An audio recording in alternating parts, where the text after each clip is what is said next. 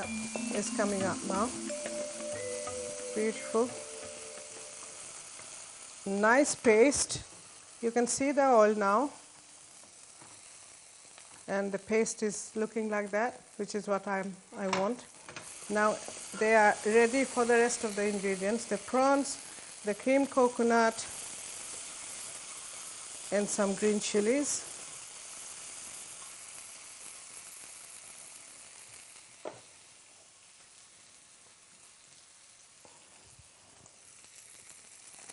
Lovely prawns, beautiful.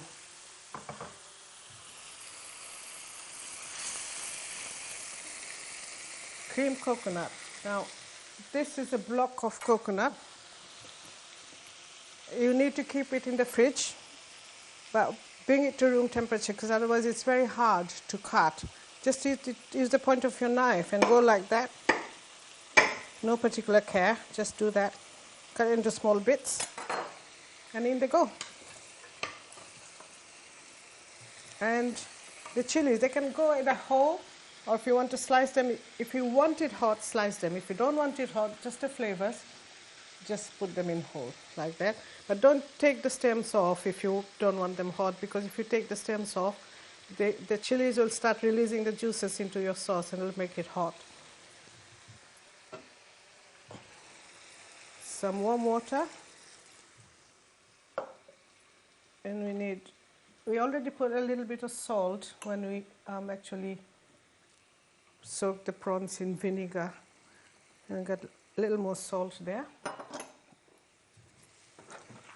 And it's not going to take long at all to cook. It depends on what kind of prawns you are using, and these are really large prawns, so they will probably take about 5 minutes. But you can also cook this with those lovely pre-cooked prawns. Just literally fold them into the sauce and take them out, and they're perfect if you can't get hold of these large prawns, because they're not very easy to get hold of. And even when you do, they cost an arm and a leg. So it's perfectly all right to use smaller prawns. Give it a good stir. Just look at that. Doesn't that look good? Now, best way to judge whether the prawns are cooked or not, to see that they'll all turn pink in a little while and they'll curl up. Once they curl up, they're done. And whatever you do, don't continue cooking after they've curled up, because they will then turn rubbery. So I'm going to let that just cook for about 5 minutes, simmer away. You don't need a lid on it, just simmer, and we'll come back to it when the time is up. The prawns are now ready. They've been cooking for 5 minutes and they look fantastic. Just look and see what I mean. I did say that they were going to turn pink and they'll curl up. They have turned up and they curled up and they're pink. Perfect. Now, to finish off, some of my favorite herbs here. Fresh coriander.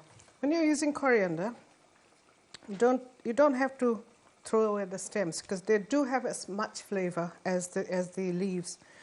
But just keep the tender stalks, take out any mature ones like that, bunch it up together, and go just like that. You don't worry about cutting them finely,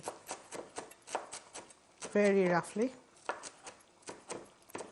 I'm going to just put half of that to get some fresh coriander flavor actually into the sauce, and the other half I'm going to use to garnish.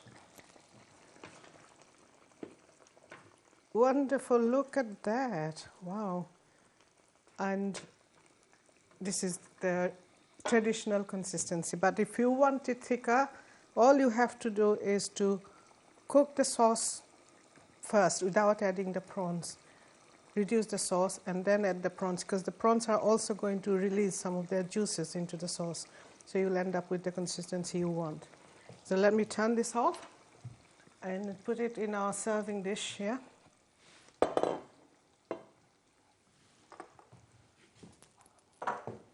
And this is perfect with plain boiled basmati rice, but they don't eat basmati rice so much in Goa. It's a kind of locally grown red rice they have.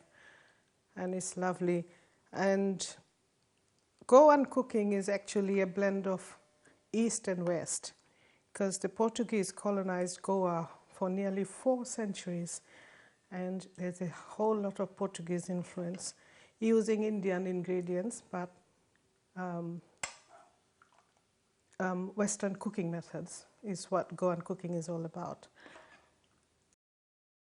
This is called kaldeen, and this is probably one of the milder versions of their curries, because there are some which are really, really hot. Vindaloo, now who hasn't heard of Vindaloo?